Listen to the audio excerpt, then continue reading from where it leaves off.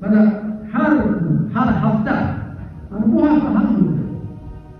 8 ta xonadon Sayrak mahallasiga. 8 ta xonadon. Yetimi bor xonalarga kiryapti. Shunda kirganda o'zi ma'lum bo'ladi.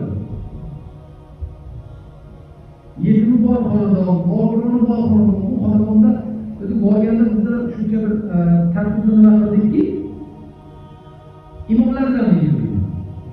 İmomlarga murojaat qilamiz. Shunda ehson bor deydi. Ular esa odamlarni ko'rsatadi. Haqiqiy haqdor shu saxovatli qullar jamoasi haqiqiy haqdorga inshaalloh olib borib beradi. Endi falonchani bir uyda bu ekan, bir uyda bu ahvol ekan deyishimiz shart emas. Bu oldingi jum'alarda aytganmiz.